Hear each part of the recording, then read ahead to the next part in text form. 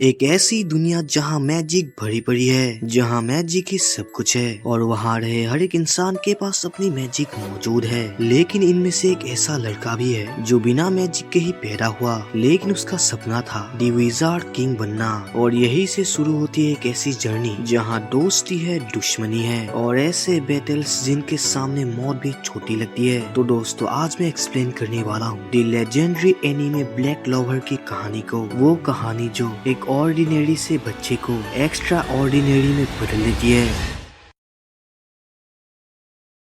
तो इस कहानी की स्टार्टिंग में हम एक बड़े मॉन्स्टर के सिर जैसे स्केलेटन को देखते हैं, जहाँ पर एक आदमी का स्टैचू बना हुआ था। असलियत में ये आदमी पहला विजार्ड किंग होता है और विजार्ड किंग के बारे में हमें आगे पता चलेगा। तो इस बड़े स्केलेटन या स्कल के पास एक चर्च होता है और इस चर्च के फादर को गेट के सामने दो छोटे बच्चे मिलते हैं, जिन्हें किसी ने यहीं पर छोड़ दिया। तो फादर इन दोनों बच्चे को अंदर ले आते हैं और वो इन दोनों को देखकर ही समझ गए थे कि ये दोनों बच्चे अनाथ हैं। और फादर इन दोनों बच्चे को देखकर ही अंदाजा लगा लेते हैं कि इनमें से एक बहुत शांत है और एक बहुत बदमाश। हो अंडरवर्ल्ड में जिक्र आया राह के नाम का। और इन दोनों बच्चों के टी शर्ट पर उनका नाम लिखा हुआ था, जिसमें शांत वाले का नाम है यूनो और बदमाश वाले का नाम है आस्था। और यही इस एनिमे का मेन कैरेक्टर है, जो आके ही अजीब अजीब हरकतें करने लगता है। इसकी ऐसी हरकत से फादर को गुस्सा तो आता है, लेकिन वो तुरंत शांत भी हो जाते हैं, क्योंकि जो भी वो है तो ये दोनों बच्चे ही। और ऐसे देखते ही देखते 15 साल बीत जाते हैं, जहाँ पर आस्था काफी बड़ा हो चुका था, जो शादी के लिए सिस्टर लिली को प्रपोज करने लगता है। सिस्टर लिली में जल्द ही विजार्ड किंग बनने वाला हूँ, तो आप मुझसे शादी कर लीजिए, मैं आपको हमेशा खुश रखूंगा। जिस पे सिस्टर लिली से कहती है कि वो आस्था से शादी नहीं कर सकती, क्योंकि वो चर्च की सिस्टर है और सिस्टर शादी नहीं करते। लेकिन आस्था इस पर नहीं मानता, जो जोर जबरदस्ती सिस्टर लिली के साथ शादी करना चाहता है। और सिस्टर लिली आस्था की हरकत से काफी ज्यादा परेशान हो जाती है, जो गुस्से से अपने वाटर मैजिक से आस्था को एक जोरदार पंच लगा देती है, जिससे आस्था की हालत खराब हो गई थी। तो ये देखकर सिस्टर लिली को भी बुरा लगता है, क्योंकि उसने गुस्से में ऐसा वैसा कर दिया। और अभी वहाँ पर दो बच्चे आ जाते हैं, जो सिस्टर लिली के ऐसा करने से बहुत खुश हैं। ये कमाल का था सिस्टर लिली, इस लड़की के साथ ऐसा ही होना चाहिए। लेकिन आस्था इसके बाद भी हार नहीं मानता, जो अपने मकसद को पूरा करना चाहता है। और ऑब्वियसली इसके बाद वही होता है, वही वाटर वाला पंच। लेकिन इस बार ये मैजिक सिस्टर लिली ने नहीं किया, बल्कि ये यूनो ने किया, और अब वो भी काफी बड़ा हो चुका है। तो ये देखकर आस्था गुस्से से उससे कहता है, तू मेरे रास्ते में बार बार क्यों टांग आता है यूनो, आखिर तेरी प्रॉब्लम क्या है। तो इस पे यूनो कहता है, मैं ऐसा करता हूँ क्योंकि तुम एक नंबर के नल्ले बेरोजगार छपड़ी हो। ओए तू ये सब बात किसे बोल रहा है, तू भी तो 15 साल का ही है यूनो, बदसूरत कायर कह के। लेकिन यूनो उसके बातों पर ध्यान नहीं देता, और ये देख आस्था का गुस्सा सातों आसमान पर पहुंच जाता है, जो सीधे यूनो को उसके साथ 1v1 बैटल के लिए चैलेंज कर देता है, जिस पे यूनो उसे सीधे ठुकरा देता है। और तभी ये बच्चा आस्था से कहता है कि आखिर आस्था ये बेवकूफी क्यों कर रहा है, क्योंकि वो चाहे जितना भी कोशिश कर ले वो यूनो से नहीं जीत सकता। लेकिन आस्था उसके बातों पर ध्यान नहीं देता, जो सीधे यूनो के ऊपर मैजिक अटैक करने के लिए रेडी होता है। लेकिन अफसोस वो ऐसा नहीं कर पाता, और तभी हमें पता चलता है कि आस्था कोई भी मैजिक यूज नहीं कर सकता, यानी इस दुनिया में सिर्फ आस्था ही है जो एक भी मैजिक यूज नहीं कर सकता। तो तभी ये बच्चा बोलता है कि उसे आज तक इस बात पर यकीन नहीं हुआ कि आस्था इतना बड़ा हो चुका है, लेकिन अभी तक वो एक भी मैजिक यूज नहीं कर पाया, जो कि काफी शर्म की बात है। और ये बात सुनकर आस्था काफी भड़क जाता है। ओए बच्चे, तेरी प्रॉब्लम क्या है? हाँ, आखिर तेरी हिम्मत कैसे हुई मेरे बारे में ऐसे बोलने की? और तभी ये बच्चा अपने मैजिक को यूज करके आस्था से कहता है, इस दुनिया में मैजिक ही सब कुछ है, ये बात तुम्हें पता है ना आस्था। जादू का इस्तेमाल करना कुदरती हुनर होता है, जो कि तुम में नहीं है। मैंने तुम्हारे अलावा किसी को भी नहीं देखा जो जादू का इस्तेमाल ना कर सकता हो। अच्छा बच्चे, ज्योति मुंह और इतनी बड़ी बड़ी बातें, लगता है मुझे तुम्हें अपनी असली ताकत दिखानी ही होगी। और ये बोलकर ही लिटरली भाई आस्था पूरे स्पीड से एक्सरसाइज करने लगता है। मतलब क्या मजाक है यार, कैसा लगा बच्चे? मुझे पता है कि तुम इतनी स्पीड से सिट अप्स नहीं कर सकते, तो देखा मेरी असली ताकत। तुम करना क्या चाहते हो आस्था? इससे तुम ज्यादा ही बेवकूफ लग रहे हो। और इस तरफ यूनो जो अपनी मैजिक से सिस्टर लिली के कपड़े सुखाने लगता है, जिससे सिस्टर लिली और बाकी बच्चे काफी ज्यादा इम्प्रेस होते हैं और खुश होते हैं। लेकिन इससे आस्था सदमे में होता है, क्योंकि यूनो सिस्टर लिली का ध्यान खींचने में कामयाब हो रहा था। तो ये देखकर आस्था तुरंत सिस्टर लिली की हेल्प के लिए लकड़ी काटने के लिए भागने लगता है। लेकिन इससे पहले वो ये कर पाता, यूनो अपने मैजिक से उस लकड़ी को काट देता है। तो ये देखकर हमें यही पता चलता है कि यूनो आस्था से 10 गुना नहीं बल्कि 100 गुना ज्यादा स्ट्रॉन्ग है। और असलियत में यूनो का सपना भी आस्था की तरह विजार्ड किंग बनना ही है। और तभी यहाँ पर चर्च के फादर भी आ जाते हैं, जो यूनो के काबिलियत से काफी ज्यादा इम्प्रेस और खुश होते हैं और यूनो की तारीफ करने लगते हैं। इस बात से आस्था को काफी बुरा लगता है, क्योंकि उस पर कोई ध्यान ही नहीं देता, इसलिए क्योंकि वो मैजिक यूज नहीं कर सकता। तो वो चुपचाप एक कोने में बैठ जाता है। लेकिन तभी यहाँ पर सिस्टर लिली आके आस्था को चेयर अप करने लगती है कि आस्था इतना परेशान और दुखी ना रहे। जब उसे अपनी ग्रीम वॉर मिल जाएगी तब आस्था भी मैजिक यूज कर पाएगा। देखो, ग्रीम वॉर यानी जादू की किताब, जिससे सारे मैजिशियन जादू इस्तेमाल करते हैं, समझ गए ना? तो सिस्टर लिली कहती है कि अवार्डिंग सेरेमनी में अगर आस्था को अपनी ग्रीम वॉर मिल गई तो इससे आस्था मैजिक यूज कर पाएगा और उसके अंदर की एनर्जी काफी ज्यादा बढ़ जाएगी, जिससे आस्था शायद ही जल्दी अपने मकसद को पाले। तो ये सुनकर आस्था काफी ज्यादा मोटिवेट हो जाता है और खड़े होकर सिस्टर लिली से कहता है, देखना सिस्टर लिली, मुझे यकीन है मुझे जल्दी ही अपनी ग्रीम वॉर मिल जाएगी और आखिर में मुझे एक ऐसी ग्रीम वॉर मिलेगी जो सबसे ज्यादा ताकतवर होगी, जिसकी मदद से मैं बहुत ही जल्दी विजार्ड किंग बन जाऊंगा, जिससे मैं बहुत ही जल्दी इस पुराने और घटिया कबाड़खाने चर्च को ठीक कर दूंगा। ये आपसे बारा है आस्था का। आस्था के मुंह से चर्च की बदनामी सुनकर फादर काफी भड़क जाते हैं। आस्था कमीने, तेरी हिम्मत कैसे हुई चर्च को घटिया और पुराना बोलने की? जिस थाली में खाता है उसी में छेद करता है। लेकिन आस्था इस पर ध्यान ना देते हुए यूनो से दोस्त की हाथ आगे बढ़ाता है और आगे के रास्ते को एक साथ चलने के लिए कहता है। लेकिन घमंडी यूनो उसके ऊपर ध्यान ना देते हुए यहाँ से चला जाता है, जिससे आस्था को काफी बुरा लगता है और वो भी यहाँ से भाग के चला जाता है। तो ये देखकर सिस्टर लिली यूनो से पूछती है कि आखिर यूनो आस्था के साथ ऐसा बिहेव क्यों करता है? क्या वो उसके साथ अच्छे से पेश नहीं आ सकता? क्योंकि वो दोनों तो बचपन से एक साथ हैं, दोनों ही एक दूसरे के भाई की तरह हैं। लेकिन इस पे यूनो साफ तौर से कह देता है कि वो आस्था के साथ अच्छे से पेश नहीं आ सकता। और ये सुनकर सिस्टर लिली परेशान हो गई थी, क्योंकि इतने कोशिश के बाद भी वो यूनो और आस्था के जोड़ी को ठीक नहीं कर पा रहे। और इस तरफ हम आस्था को देखते हैं, जो बहुत ही मेहनत से एक्सरसाइज कर रहा था और हो सकता है आस्था मैजिक यूज ना कर सकता हो, लेकिन वो फिजिकली काफी ज्यादा स्ट्रॉन्ग है। उसकी फिटनेस यूनो से काफी ज्यादा हाई है और ये सब इसलिए क्योंकि वो कड़ी मेहनत करता है। चाहे कुछ भी हो जाए, मैं अगला विजार्ड किंग बन के ही रहूंगा,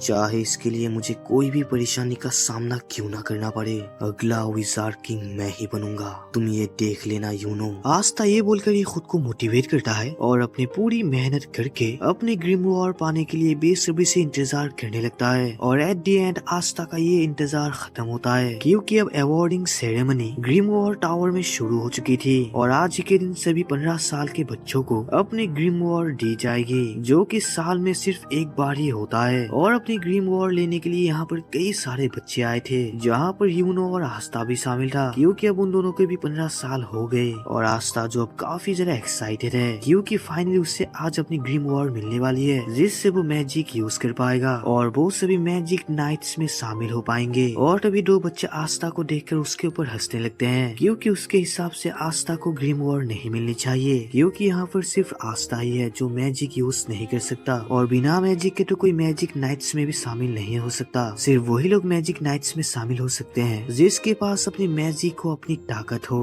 और जो नोबल फैमिली से हो। और आस्था के पास फैमिली तो छोड़ो, अपना एक घर भी नहीं है जो कि चर्च में रहता है। और तभी यहाँ पर इस ग्रीम वॉर टावर का मास्टर आ जाता है, जो कि इन सभी बच्चों का यहाँ पर स्वागत करता है। स्वागत है बच्चा लोग, तो आज से आप सभी एक नए सफर को शुरू करने वाले हो, जहां आप सभी को कड़ी मेहनत करनी होगी, क्योंकि हमें कभी भी इस टाउन से विजार्ड किंग नहीं मिला और ना ही कोई मैजिक नाइट बनने का सम्मान प्राप्त कर पाया। मैं दिल से ये चाहता हूँ कि आप सभी में से कोई विजार्ड किंग बने। तो अब वक्त है आप सभी को अपनी ग्रीम वॉर देने का। और इसके ये बोलते ही वहाँ पर कई सारे रंग बिरंगे बुक्स आसमान पर उड़ने लगते हैं और असलियत में यही है ग्रीम वॉर्स, जिनके अंदर बेशुमार ताकत है। और ये सभी ग्रीम वॉर्स अपने एक एक ओनर को सिलेक्ट कर लेते हैं, उनके पास चले जाते हैं। कईयों का ग्रीम वॉर साइज में बड़ा होता है या फिर कईयों का छोटा, कईयों का मोटा या फिर कईयों का पतला। किसी को भी एक साइज की ग्रीम वॉर नहीं मिलती, लेकिन जो भी हो वो सभी अपने ग्रीम वॉर्स को पाके बहुत ज्यादा खुश होते हैं, क्योंकि अब वो सभी अपने मकसद को साकार कर पाएंगे। यहाँ पर मौजूद सभी बच्चों को अपनी ग्रीम वॉर मिल चुकी थी, सिवाय आस्था को छोड़ के। अरे मास्टर जी, लगता है मेरी ग्रीम वॉर रास्ता भूल गई, मुझे ये मिलेगी भी या नहीं। लेकिन इस पे मास्टर कहता है कि अगर आस्था को अपनी ग्रीम वॉर नहीं मिली तो उसे अगले साल फिर से कोशिश करना होगा। इस पर वो चाहकर भी कुछ भी नहीं कर सकते।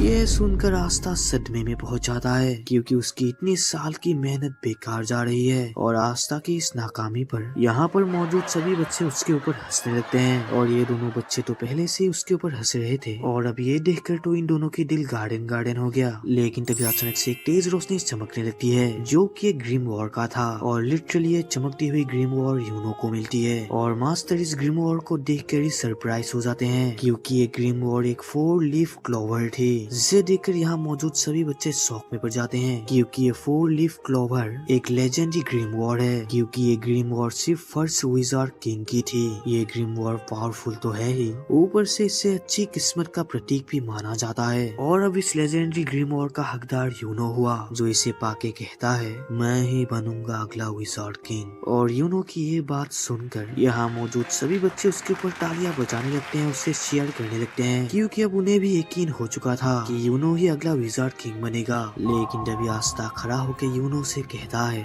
यूनो तुम बस थोड़ा इंतजार करो, मैं तुम्हें पीछे छोड़ूंगा, क्योंकि मैं तुम्हारा राइवल हूँ और अगला विजार्ड किंग तुम नहीं मैं बनूंगा। आस्था की ये बात सुनकर यहाँ मौजूद बच्चे उसके ऊपर और ज्यादा हंसने लगते हैं, क्योंकि आस्था बेवकूफी जैसी बात कर रहा है, जिसे अपनी ग्रीम वॉर ही नहीं मिली और जिसके पास अपनी थोड़ी सी भी मैजिक नहीं है, वो वाला विजार्ड किंग कैसे बनेगा। और यूनो भी आस्था को इग्नोर करके यहाँ से चला जाता है, जिससे आस्था की इज्जत और ज्यादा गिर जाती है। और आस्था की इस हालत पर सिर्फ सिस्टर लिली और इस बच्चे को ही बुरा लगता है, बाकी सब तो खुशी से झूम रहे थे। और तभी हम एक नए बंदे को देखते हैं, जिसकी नीयत कुछ ठीक नहीं लग रही थी, जो कि कुछ बड़ा कांड करने का सोच रहा था। और कुछ समय बाद हम आस्था को देखते हैं, जो उदासी से एक पेड़ पर लटकते हुए बोलता है, मुझे लगा कि एक बार अगर मुझे अपनी ग्रीम वॉर मिल जाए तो मैं जादू का इस्तेमाल कर पाऊंगा, लेकिन मैंने ये कभी नहीं सोचा था कि मुझे अपनी ग्रीम वॉर ही नहीं मिलेगी। और ये सब सोचकर आस्था डीमोटिवेशन हो जाता है। लेकिन तभी उसे एक फ्लैशबैक याद आती है, जिससे आस्था फिर से मोटिवेट हो गया था। इस फ्लैशबैक से शायद आस्था की कुछ इमोशन जुड़ी हुई है। क्या हुआ मुझे अभी तक ग्रीम वॉर नहीं मिली तो मैंने अभी तक हार नहीं मानी। मैं एक दिन यूनो को पीछे जरूर छोड़ूंगा, चाहे इसमें 1 साल 2 साल या फिर 10 साल ही क्यों ना लग जाए। जब तक मुझे अपनी ग्रीम वॉर नहीं मिल जाती मैं तब तक कड़ी मेहनत करता रहूंगा।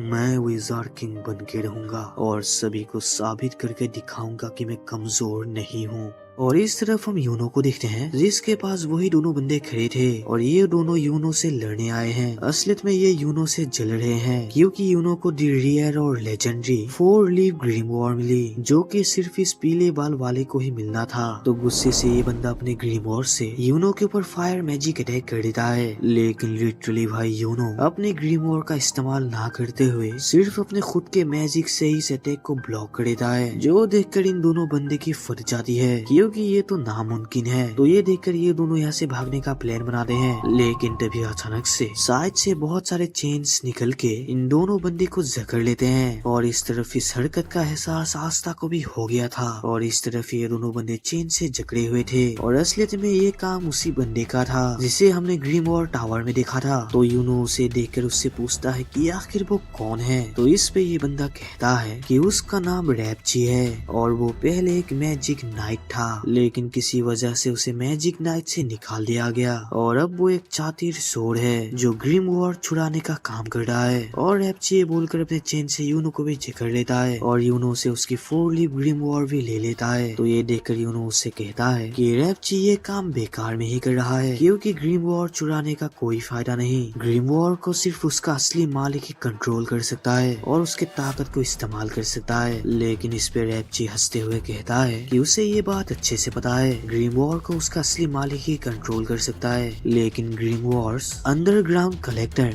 ब्लैक मार्केट में सेल होती है और यूनो की ग्रिम वॉर्ड तो 4 लीफ ग्रिम वॉर्ड है जो कि काफी रेयर और लेजेंडरी है। तो इसका रैप्ची को अच्छा कीमत मिलेगा। और तभी उसकी नजर यूनो की लॉकेट पर जाती है जो कि उसे काफी खास लगता है और वो उसे लेने का डिसाइड करता है। लेकिन तभी यहाँ पर एंट्री मारता है अपना हीरो आस्था, जिसकी एंट्री काफी जरा बेकार होती है। खैर जो भी वो आस्था आते ही सिचुएशन को देखकर ही समझ गया था कि रैप्ची ग्रिम वॉर्ड चोरी कर रहा है, तो वो उससे ग्रिम वॉर्ड वापस रखने को बोलता है। लेकिन इस पे रैप्ची कहता है तू तो वही बच्चा है ना जिसे अपनी ग्रिम वॉर्ड भी नहीं मिली और मैंने सुना है तेरे पास थोड़ी सी भी मैजिक नहीं है। ये सुनकर आस्था कहता है क्या हुआ मेरे पास मैजिक नहीं है तो, और क्या हुआ मुझे ग्रिम वॉर्ड नहीं मिली, लेकिन मेरे पास इतनी ताकत तो है जिससे मैं तेरी धज्जियां उड़ा सकता हूँ। आस्था की ये बात सुनकर रैप्ची हंसने लगता है और सीधे अपने ग्रिम वॉर्ड से अटैक करने के लिए रेडी होता है। ये देखकर यूनो तुरंत आस्था को यहाँ से भागने को कहता है क्योंकि रैप्ची का अटैक काफी ज्यादा खतरनाक है। लेकिन अपना हीरो आस्था भी कहाँ हार मानने वाला था। वो अपने पूरे स्पीड से रैप्ची के चेन से बचते हुए पीछे से उसके ऊपर पंच मारने वाला होता है। लेकिन इससे पहले रैप्ची के चेन्स ने उसे जकड़ लिया था।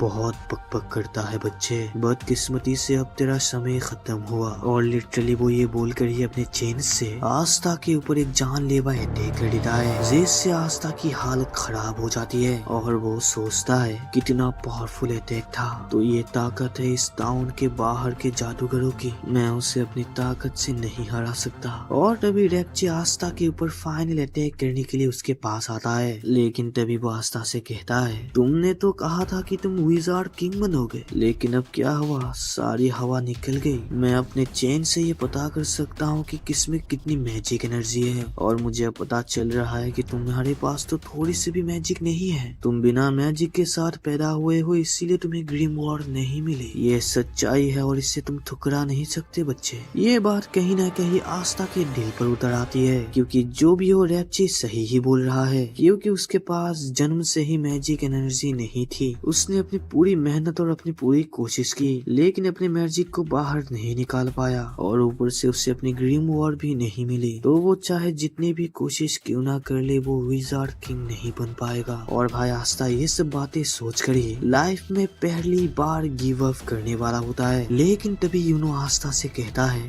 आस्था तुम ऐसे ही हार नहीं मान सकते, मुझे पता है तुम विजार्ड किंग नहीं बन पाओगे क्योंकि विजार्ड किंग तो सिर्फ मैं ही बनूंगा। लेकिन आस्था मैं ये बात हमेशा से जानता हूँ, तुम लूजर नहीं हो बल्कि आस्था तुम मेरा राइवल हो। और यूनो की ये बात सुनकर ही आस्था को कुछ फ्लैशबैक्स याद आने लगते हैं जिससे आस्था फिर से जोश में आ जाता है और रैप्ची से अपना पैर हटाने को कहता है। मैंने कहा अपना पैर हटा।